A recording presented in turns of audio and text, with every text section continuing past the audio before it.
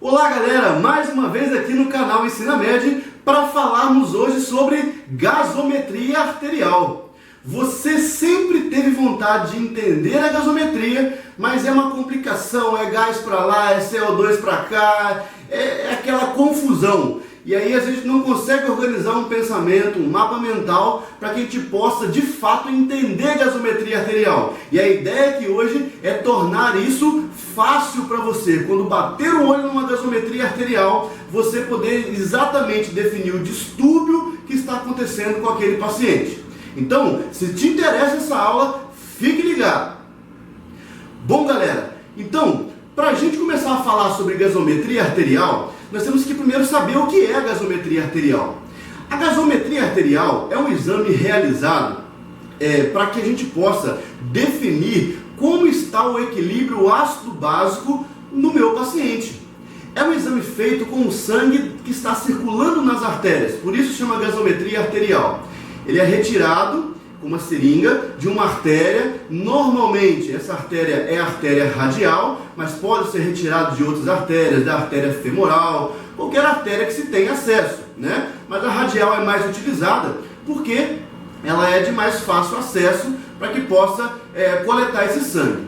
Uma vez coletado, esse sangue ele vai lá para o laboratório para poder entrar num equipamento chamado gasômetro, e o gasômetro vai fazer uma série de mensurações para poder gerar um relatório e te entregar esse relatório. E você está lá com o seu paciente à beira-leito ou numa UTI, e aí você precisa interpretar esse distúrbio que está acontecendo para você poder corrigir esse distúrbio e seu paciente não complicar.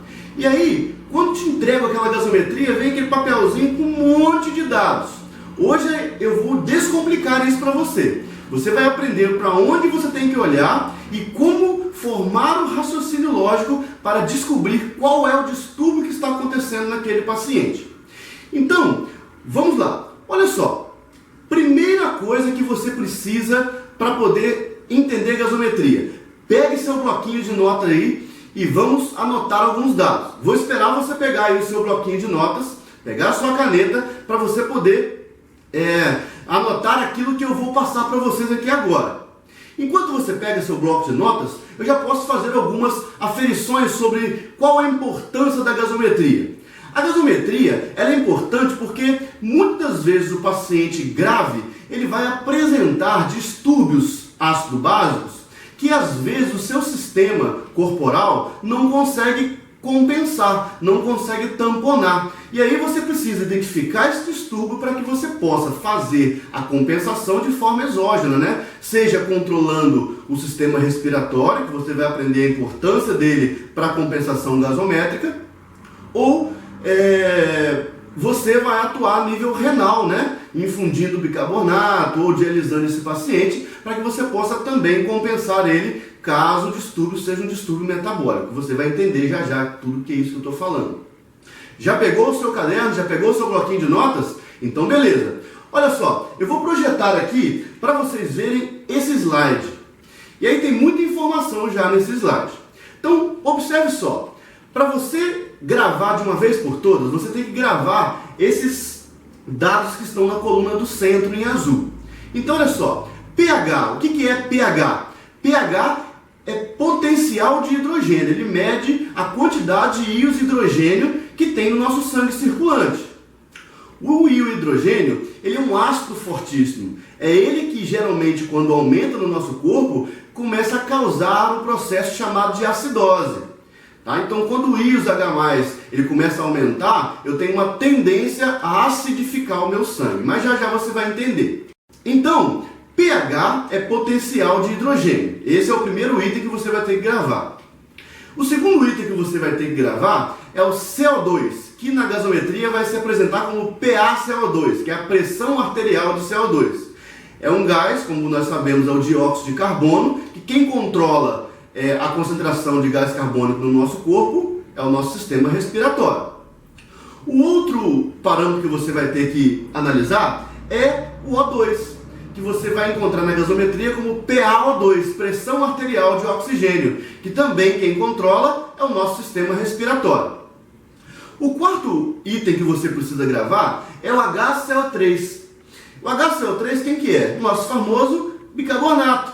Bicarbonato, nós temos que entender que ele é uma base muito forte. Então, o bicarbonato ele vai estar envolvido nos tamponamentos. Quando eu tenho muito ácido, ele vai começar a tentar tamponar essa reação, equilibrar essa reação, para que o sangue volte a ficar no seu pH adequado.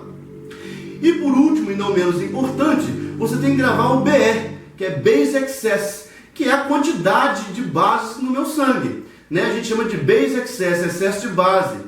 Eu vou explicar cada um para você entender. Vamos começar lá do primeiro, pH. Gente, primeira coisa que você tem que gravar, anote aí no seu caderninho. O pH do nosso sangue, ele, na sua normalidade, ele está em 7,40. Mas ele tem um intervalo que nós consideramos como normal. E esse intervalo é esse que está aqui no slide. Ele varia de 7,35 a 7,45. Então, toda vez que você pegar lá uma gasometria e o pH estiver dentro dessa faixa, 7,35 a 7,45, você já pode dizer que aquele pH está dentro da sua normalidade. Obviamente, se nós pegarmos a gasometria sua agora aí, levar para um laboratório para poder fazer a mensuração, se você não tem patologia nenhuma, está compensadinho, possivelmente seu pH está em torno de 7,40. Mas oscilações para mais e para menos podem acontecer. Onde é o pulo do gato aqui? Olha só. Eu acabei de falar que 7,35 a 7,45 é o intervalo de normalidade. Mas olha no slide, olha lá do lado direito. Toda vez que o meu pH cair abaixo de 7,35, por exemplo, se ele tiver 7,33 ou 7,30, toda vez que ele estiver abaixo de 7,35, eu vou dizer que o meu pH está ficando ácido. Cada vez que ele cai abaixo de 7,35, o meu pH está ficando ácido. Agora observe aqui do lado esquerdo. 7,45 é o limite superior. Toda vez que o meu pH estiver acima de 7,45, eu posso dizer que o meu pH está ficando mais básico, mais alcalino. Esse é o primeiro conceito que você precisa gravar. Então, intervalo de pH de normalidade, 7,35 a 7,45. Caiu de 7,35, ácido. Subiu acima de 7,45, básico. Está ficando mais alcalino. Já já você vai entender o porquê desses conceitos. Vamos primeiro somente gravar. Isso tem que estar na sua mente gravado, senão você não vai aprender a interpretar uma gasometria. Isso tem que estar muito claro na sua cabeça. Agora, passamos para o segundo parâmetro, que é a concentração de CO2 no nosso sangue. Como eu já falei, nós vamos encontrar como PaCO2. O CO2, ele, na sua concentração ótima no nosso sangue, se nós pudermos coletar novamente o seu sangue e levar para o laboratório, ele vai estar em torno de 40 milímetros de mercúrio. Mas ele também tem uma concentração limite, um intervalo que nós podemos considerar como normal. E esse intervalo vai variar de 35 a 45 milímetros de mercúrio. Ou seja, se o meu PCO2 estiver dentro desse intervalo, de 35 a 45, eu posso dizer que o meu PCO2 está normal. Mas o normal mesmo é você encontrar ele em 40 milímetros de mercúrio. Agora, o raciocínio vai ser o seguinte: toda vez que o PCO2 estiver acima de 45, nós estamos dizendo que ele está aumentado no nosso corpo. E isso causa um processo chamado hipercapnia. O que é hipercapnia? É o aumento do CO2 no nosso sangue acima do limite superior. Então, toda vez que o CO2 aumentar acima de 45, nós estamos falando que nós estamos com um paciente hipercapníco. Ou seja, ele está com o PCO2 aumentado. E toda vez que o PCO2 cair abaixo de 35, nós dizemos que ele está com hipocapnia. Ou seja, ele está com pouco CO2 no nosso corpo. Vocês vão perceber que o nosso sistema respiratório, que é quem controla o CO2, ele vai controlar essa concentração, aumentando frequência respiratória ou diminuindo frequência respiratória. Mas primeiro você tem que anotar e lembrar disso. O PCO2 normais está no intervalo de 35 a 45 milímetros de mercúrio. Acima de 45, hipercapnia. Abaixo de 35, hipocapnia. Vou fazer uma ressalva aqui já para você entender. O CO2, ele também vai acidificar o meu sangue, vai fazer o pH cair. Aí você pode estar perguntando, começou a complicar. Eu vou descomplicar para você. Por que quando aumenta CO2, acaba que o pH tende a ficar mais ácido, começa a cair abaixo de 7,35? Eu vou deixar essa reação aqui. Olha essa reação bioquímica aqui que você já deve conhecer lá do ensino médio. Olha só. O que acontece quando eu tenho CO2 com água? CO2 reagindo com água forma o ácido carbônico, que é o H2CO3, né? O H2CO3, quando ele sofre a ação de uma enzima chamada anidrase carbônica, ele vai dissociar isso em quê? Em íons H+, e HCl3. Quem que é HCl3? Bicarbonato. E o IH+, você sabe que é um ácido. Por isso que quando eu tenho muito CO2 no meu sangue, o que está acontecendo? O CO2 está reagindo muito com a água que o nosso corpo já tem, formando o ácido carbônico, e isso acaba se dissociando pela anidrase carbônica e produzindo íons H+. Lembra no início que eu falei que o íon H+, é ele que faz o sangue ficar ácido? Ele é um ácido fortíssimo? Então, primeiro, já é outro conhecimento que você já adquiriu. Toda vez que eu começar a ter aumento de CO2 no meu corpo, aumento quanto? Acima de 45, que é o nosso limite superior, quer dizer que esse CO2 está reagindo com a água, formando ácido carbônico e liberando íons H+. Esse íon H+, vai derrubar o meu pH. Se derruba o pH abaixo de 7,35, acaba que esse sangue fica mais ácido. E já você vai entender esse distúrbio. Nós vamos chamar isso de acidose de causa respiratória. Já você vai entender. Vamos falar agora, novamente aqui no nosso quadrinho, do O2. Gente, as pessoas acham que o O2 é bom em qualquer concentração, né? Que o O2 é bom em qualquer situação. Na verdade, o O2, em altas concentrações, ele é tão tóxico quanto o gás carbônico ou quanto o monóxido de carbono. Por quê? Porque a nossa concentração de O2, como você está vendo aqui no quadro, ela vai variar de 80 a 100. Na verdade, não é a concentração, é a pressão de oxigênio no nosso sangue. Posteriormente a essa aula, eu vou gravar uma aula sobre curva de dissociação da oxihemoglobina, que já foi pedido por um dos nossos colegas aqui do nosso canal. E nós vamos fazer essa videoaula que é um pouco mais rápida, para você entender que a nível pulmonar, a minha pressão de O2 é muito alta, em torno de 100, 105, né? E quando eu tenho uma pressão muito alta de oxigênio, esse oxigênio ele se difunde mais facilmente para o sangue e a minha hemoglobina se liga mais facilmente a ela na sua forma relaxada. E aí fica mais fácil para ela pegar esse O2 lá no pulmão. Mas isso é um tema para uma outra aula. Vamos voltar aqui na gasometria. Nós temos que entender que a pressão arterial de O2 no nosso sangue, ela precisa estar nesse intervalo de 80 a 100. Toda vez que eu tenho a concentração de O2 abaixo de 80, a pressão de O2 abaixo de 80, nós temos uma situação que nós vamos chamar de hipoxemia. Então, a hipoxemia é a concentração de oxigênio abaixo de 80 no meu sangue. Agora, toda vez que eu tiver uma concentração de oxigênio acima de 100, nós temos uma situação chamada hiperóxia ou hiperoxemia. Gente, a hiperóxia ou hiperoxemia, ela é tão deletéria quanto eu tivesse um outro gás nocivo como monóxido de carbono, dióxido de carbono também elevado no nosso sangue. Qual que é o problema disso? O problema disso é que quando a gente vai abordar o nosso paciente à beira-leito ou no pronto-socorro, a gente quer olhar para o monitor multiparamétrico, né, onde tem os sinais vitais sendo monitorados, pressão arterial, frequência cardíaca, frequência respiratória e também a saturação periférica de O2 pelo oxímetro. A gente quer olhar para aquele monitor e a gente quer ficar vendo lá 99, 98, mas isso nem sempre é legal. Nós temos que entender que a nossa pressão de O2, como vocês estão vendo aqui no slide, ela varia de 80 a 100. E muitas vezes a gente acaba cometendo iatrogenia nas UTIs, nesses pronto-socorros, quando a gente coloca uma fração inspirada de O2 muito alta. O que é uma fração inspirada de O2 muito alta?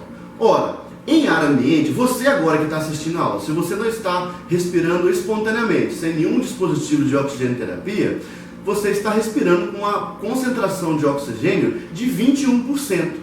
Porém, quando o paciente sofre um agravo e a gente vai ofertar O2 para esse paciente, seja num catéter nasal, seja numa máscara de Venturi, seja numa ventilação não invasiva, ou até mesmo uma ventilação invasiva pelo tubo orotraqueal ou por uma traqueostomia, nós temos o paciente na nossa mão, né? Nós temos ali a possibilidade de controlar esse O2. E qual que é a tendência da gente fazer? A gente tenta botar um AFI de O2. FI de O2, para você que não está lembrando, é fração inspirada de oxigênio, que normalmente está a 21%. A tendência é a gente colocar isso lá em cima, no talo, né? Para quê? Para ficar olhando para o monitor e vendo saturar 99, 100. A gente fala, nossa, eu sou muito bom. Olha só, o paciente está saturando 100. Mas você colhe uma gasometria, aí a pressão de O2 está lá em 250, 200. Hiperóxia, vai causar dano ao seu paciente, você vai causar lesão tissular pulmonar, você vai causar hipofluxo sanguíneo cerebral, você vai causar inflamação do seu pulmão como um todo. Isso é totalmente deletério, hiperóxia não é legal. Na ventilação mecânica ou até mesmo na oxigenoterapia, nós dispomos de alguns outros dispositivos para poder melhorar a oxigenação sem ter que mexer na FI de O2. Até o final dessa aula eu falo isso para você, mas vamos entender a gasometria. Então, o O2 é de 80 a 100, tá? Acima de 100, hiperóxia, não é legal. Abaixo de 80, está com pouca pressão de O2. Aí você vai perceber que o oxigênio vai começar a ter uma dificuldade de se associar à hemoglobina, para a hemoglobina levar isso para os tecidos. E aí começa a diminuir perfusão tecidual e causar lesão, né? Eu posso começar a ter sofrimento celular por falta de oxigênio quando eu tenho uma pressão de O2 muito baixa. Então eu tento manter nessa faixa. O quarto item é o bicarbonato, HCl3. Olha só, pessoal, o bicarbonato ele é uma base, como foi falado no início. O bicarbonato ele varia de 22 a 26 miliequivalentes por ml de sangue. Então, toda vez que você olhar para uma gasometria e ver o bicarbonato, o HCl3, entre 22 e 26, quer dizer que ele está dentro do seu padrão normal. Nem sempre nós vamos olhar para ele, se ele estiver dentro desse intervalo, e falar assim, está normal. Às vezes ele ainda não está compensando um distúrbio, aí acaba que a gente vai ter um distúrbio descompensado, que já você vai entender isso. Mas primeiro grave isso aqui, anote no seu caderninho. Bicarbonato, normalidade dele é de 22 a 26 miliequivalentes por ml, por decilitro de sangue. Bom, pessoal, o quinto item é o BE, nós vamos chamar de Base Excess, ou excesso de base, tá? Ele mede a quantidade de base que tem no nosso sangue. E ele varia de -2 a +2. Quer dizer que toda vez que eu olhar para uma gasometria e eu ver o Base Excess, o BE, em -2, entre -2 e +2, quer dizer que eu estou com a quantidade adequada ou normal de bicarbonato no meu sangue, de base. Agora, toda vez que eu começar a perder bicarbonato demais ou reter bicarbonato demais, mas como que faz isso? Nosso rim faz isso, ele pode excretar ou ele pode deixar de excretar, e aí sobra. Então toda vez que ele parar de excretar ou excretar menos e começa a sobrar bicarbonato do nosso sangue, nós vamos começar a aumentar o BE, né? Vai de +2 para +3, +4, +5, +17, +20, se eu estiver segurando muita base. Agora, se meu rim começa a excretar muito bicarbonato, o BE começa a diminuir. Então ele sai de -2, vai para -3, -4, -20, dependendo do distúrbio que ele precisa compensar, né? Então o BE ele serve para poder você confirmar se eu estou perdendo base, se eu estou ganhando base, se eu estou segurando base no nosso corpo. Bom, agora que você anotou todos esses parâmetros e sabe os intervalos adequados e normais do nosso corpo, nós podemos já interpretar uma gasometria. Primeiro, eu quero te mostrar, não se assuste, mas eu vou te mostrar como que vem uma gasometria quando o laboratório traz para nós lá a gasometria e entrega o papelzinho com o relatório. Isso aqui é uma gasometria. A gasometria vem desse jeito, olha o tanto de informações que possui nessa gasometria. Porém, eu vou te ensinar para onde você tem que olhar para definir o distúrbio que o nosso corpo está apresentando, ou não, né? Então vamos lá, vamos fazer um exercício aqui para você entender o que eu estou falando. Observe só, primeiro item que você vai olhar para poder avaliar a sua gasometria, o pH. Estou olhando para o pH. pH normal dele, qual que é o intervalo normal? De 7,35 a 7,45. Aí eu já vou te dar um macete muito tranquilo para você aprender a definir já o distúrbio. Olha só. Primeira coisa, eu tenho que definir o distúrbio principal, que é definido pelo pH. O que está acontecendo? Se o sangue está ácido, se está básico ou se está normal. Vamos olhar para o pH? Está de 7,2. Qual que é o normal do pH? Não é de 7,35 a 7,45? Olha no seu caderno que você anotou aí. Quando está abaixo de 7,35, eu tenho uma acidose. Então, nesse caso, já anota do lado aí. Esse caso aqui é um caso de acidose. Nós não sabemos ainda quem está causando essa acidose. Mas é um caso de acidose, porque o pH está de 7,2. Então, anote aí. pH do lado do pH, acidose. Agora, nós vamos olhar para o PCO2 e para o bicarbonato. E nós vamos tentar achar qual desses dois vai ter o mesmo distúrbio de que o pH está apresentando. Quer ver? Vamos olhar para o PCO2? De quanto está o PCO2? O PCO2 não está de 55? Qual que é o normal do PCO2? Não é de 35 a 45? Se o PCO2 está acima de 45, nós aprendemos que PCO2 acima de 45 ele está em acidose, está causando uma acidose no nosso corpo. Por que ele vai causar uma acidose se ele aumentar? Lembra da reação que eu falei com você? CO2 reagindo com água, formando ácido carbônico. Aí vem a anidrase carbônica e dissocia isso em íons H+, e bicarbonato. O íon H+, sozinho, solto, ele vai lá e derruba o pH. Então, PCO2 acima de 45 está em acidose. Então, coloca do lado do PCO2, acidose. Vamos ver o bicarbonato agora? O bicarbonato está de 26. Qual que é o normal do bicarbonato? 22 a 26. Então coloca aí normal do lado do bicarbonato. Então agora ficou fácil. Vamos ver qual é o distúrbio principal. pH, acidose ou alcalose? Acidose. Agora é só achar quem está causando acidose. PCO2, quem controla o PCO2 no nosso corpo? Não é o sistema respiratório? Como é que ele controla isso? Quando ele quer segurar CO2 no nosso corpo, reter para aumentar, ele diminui a frequência respiratória. E quando nós queremos tirar CO2 do nosso corpo, o que o sistema respiratório faz? Aumenta a frequência respiratória. Toda vez que aumenta a frequência respiratória, sai CO2. Por que sai? Você tem que lembrar daquela fórmula do volume minuto, né? Que é o volume minuto é o produto da frequência respiratória pelo volume corrente, pelo tanto de ar que está passando pelo nosso pulmão.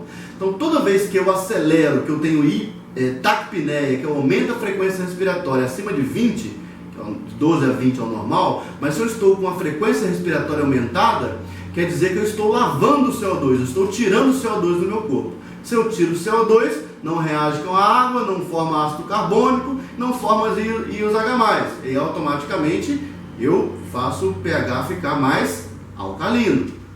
Agora, se eu reduzo a frequência respiratória, seguro o CO2, então eu tenho muito CO2 no meu sangue, muito CO2 reagindo com muita água, formando muito ácido carbônico sofrendo ação da anidrase carbônica, liberando muitos íons H+. Íons H+ é ácido, isso faz o pH cair. Por isso que aumentos de CO2 gera normalmente acidose. E por isso que diminuição de CO2 normalmente causa alcalose. Vamos voltar para um exemplo. Então vamos lá. Você colocou que pH está de 7,2, então está numa acidose. Olhou para o PCO2, está em 55. Está em acidose também. Então nós já podemos dizer que é uma acidose de causa respiratória, porque o PCO2 quem controla é o sistema respiratório. Agora a terceira pergunta que a gente sempre se faz quando vai analisar uma gasometria é o seguinte: é um distúrbio compensado, descompensado ou em compensação? Vamos lá. O que a gente tem que entender para poder responder essa pergunta? Bom, nós já sabemos que é uma acidose de causa respiratória. Quem que poderia tamponar isso? O rim não poderia? O que o rim poderia fazer? Se o rim segura bicarbonato no meu corpo, se ele deixa de excretar, o que esse bicarbonato faz? Faz a reação inversa. Bicarbonato começa a reagir com íons H+, que está sobrando, né? Porque está ácido.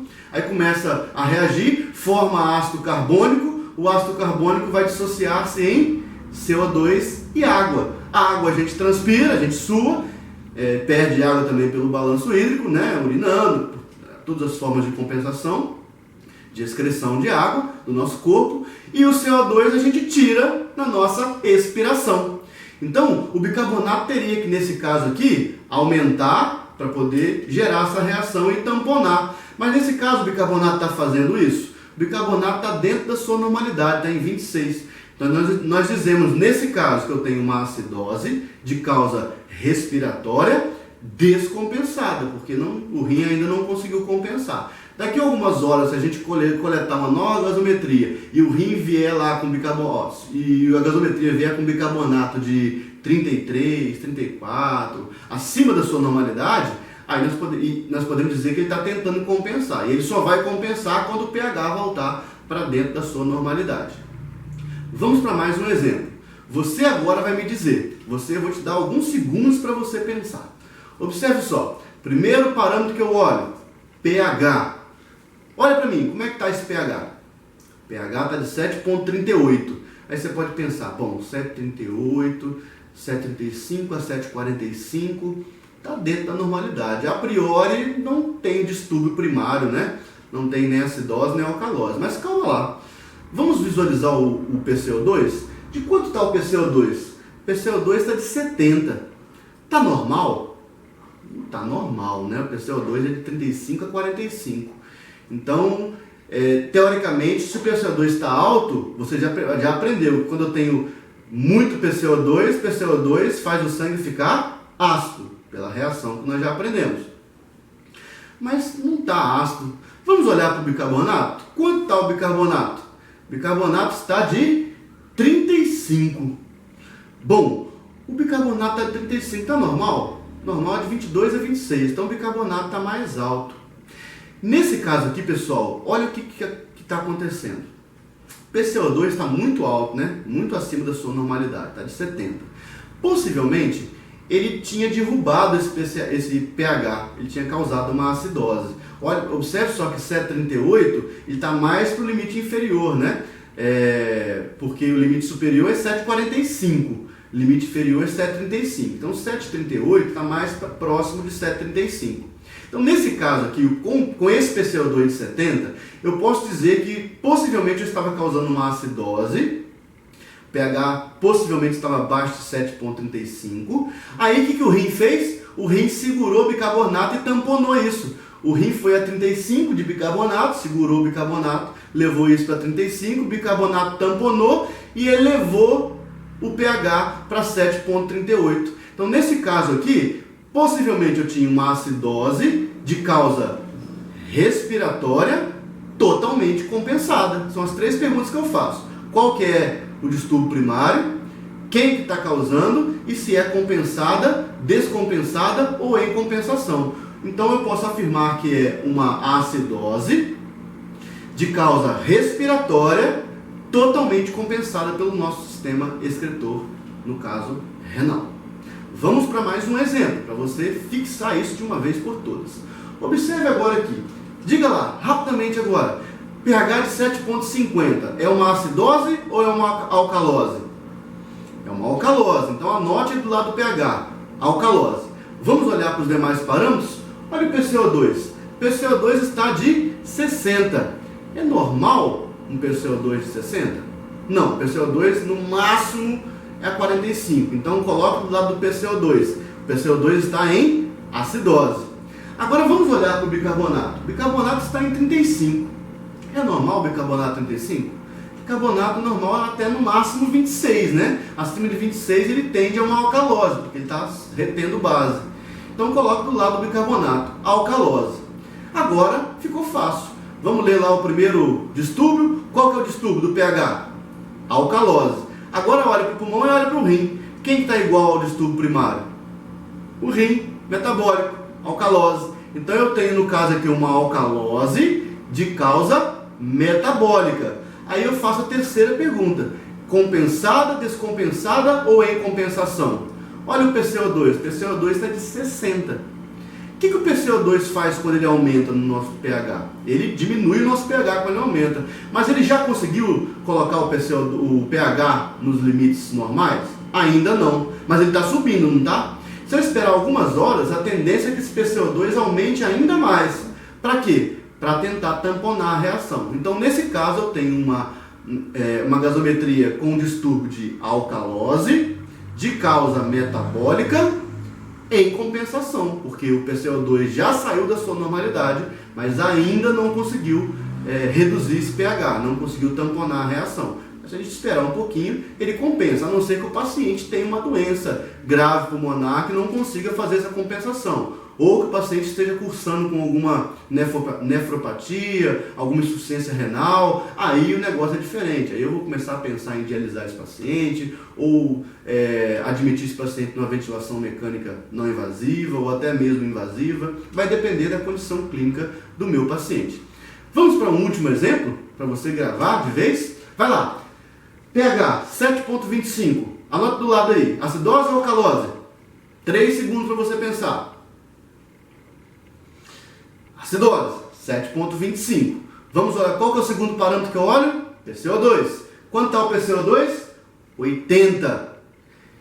PCO2 está em alcalose ou acidose? Em acidose, então anota do lado do PCO2, acidose. Vamos olhar agora para o bicarbonato, está de 38. Bicarbonato de 38 está em acidose ou alcalose? Bicarbonato alto, alcalose. Então anota do lado do bicarbonato, alcalose. Ficou fácil, não ficou? Qual que é o distúrbio? Acidose. Qual que é a causa? Vamos ver quem tem o mesmo distúrbio do pH.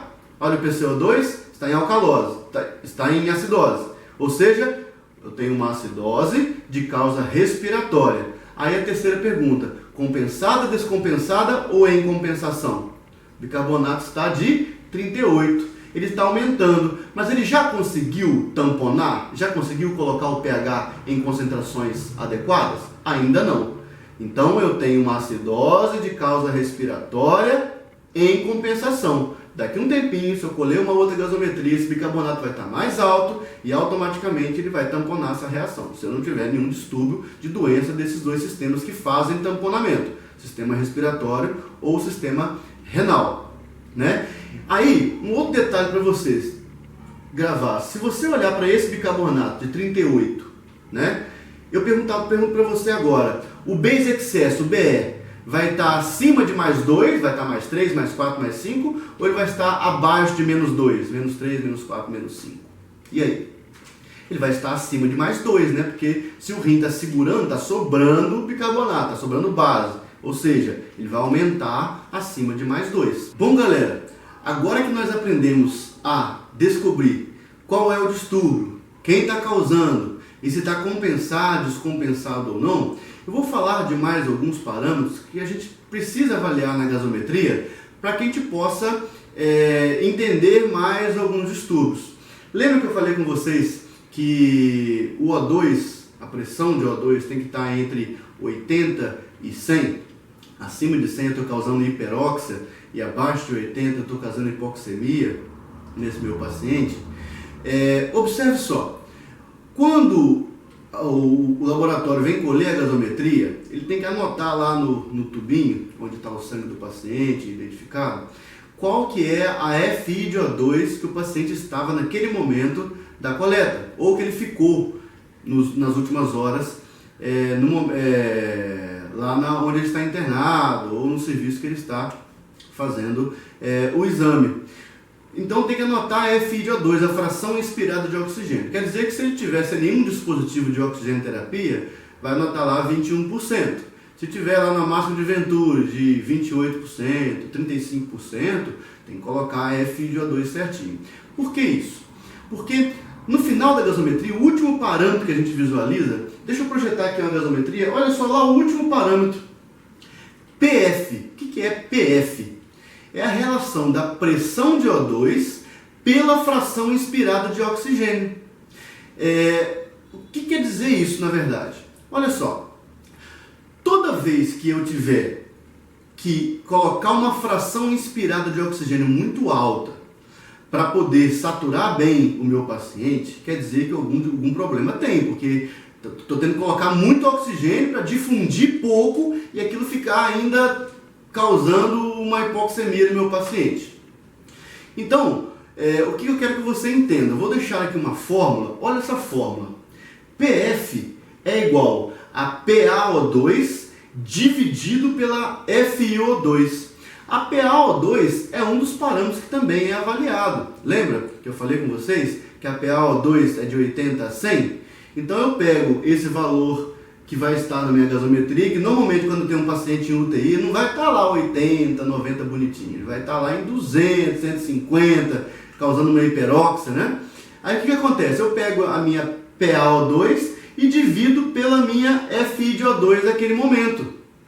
Faça o teste aí, por exemplo, digamos que a sua PaO2 está em 85 e a FiO2 está em 21%. Divida esse valor da PaO2 por 0,21, que você vai ter o valor da sua PF, da relação entre a pressão arterial e a FiO2. Esse valor vai determinar a funcionalidade do seu sistema respiratório em difundir adequadamente o sangue, o O2 para o seu sangue. Lembrando que valores de PF acima de 400, beleza, estou dentro da normalidade. Quando esse valor começa a cair abaixo de 400, eu posso dizer que eu estou tendo já distúrbios respiratórios que não está conseguindo oxigenar bem o meu sangue.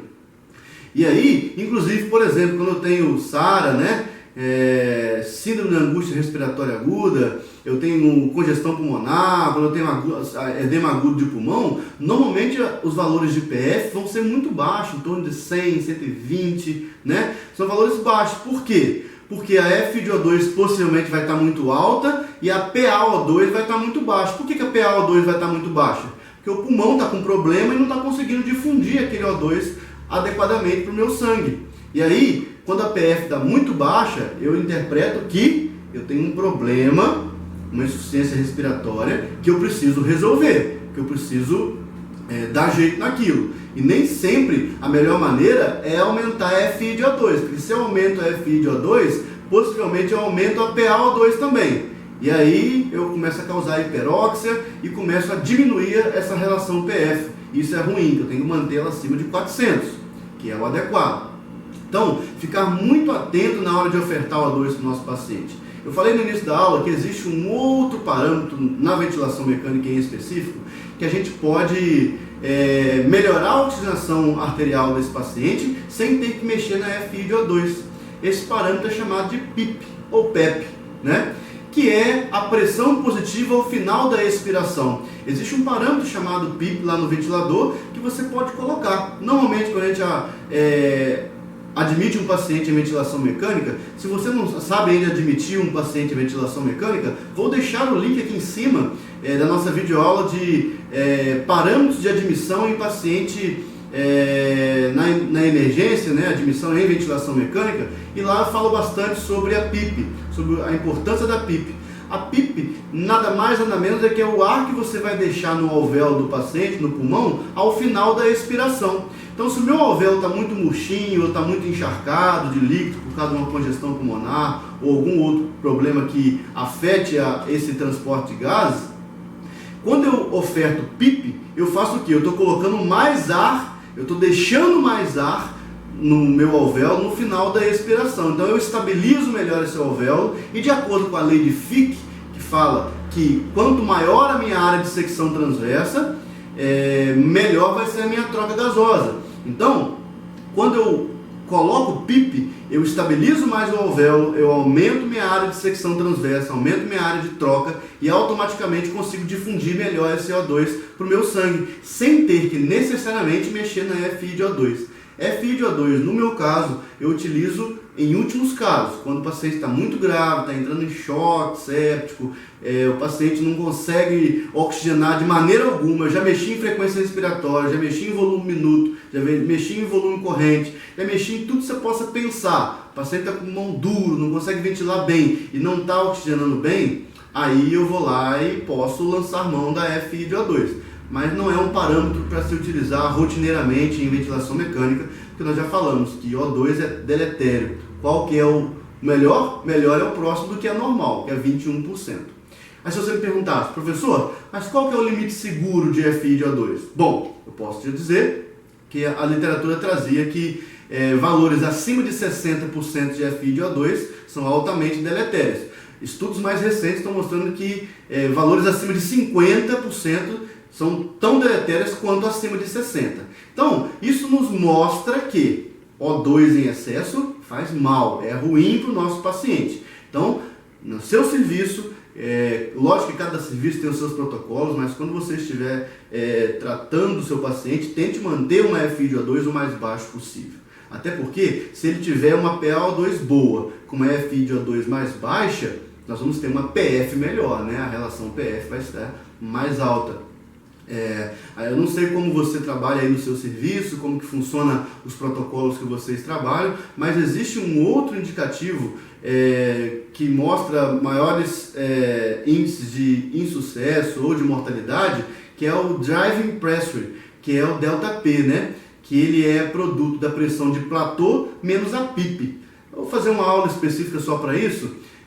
Hoje nós estamos utilizando mais ventilação mecânica como um preditor de de mortalidade ou de sucesso na ventilação mecânica, manter o driving pressure menor que 15, né? Então, se eu tenho aí um platô muito alto e uma PIP muito baixa, o meu driving pressure vai ser muito alto, né? Meu ΔP vai ser muito alto.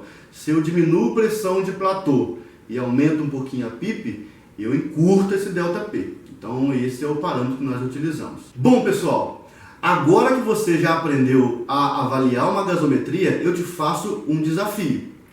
Olha só, eu vou agora, nesse momento, vou lá no Instagram do canal EnsinaMed. Se você ainda não conhece o nosso canal no Instagram, vou deixar aqui embaixo o link do canal, o @EnsinaMedCacoal.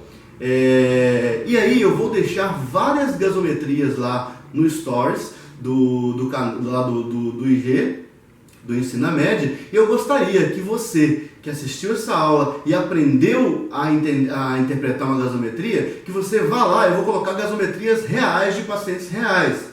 E aí eu gostaria que você colocasse lá qual o distúrbio, qual a causa, se é respiratória ou metabólica, se está compensada, descompensada ou se está em compensação, e ainda se o paciente está em hiperóxia ou se está normal a minha oxigenação, a minha pressão arterial de O2.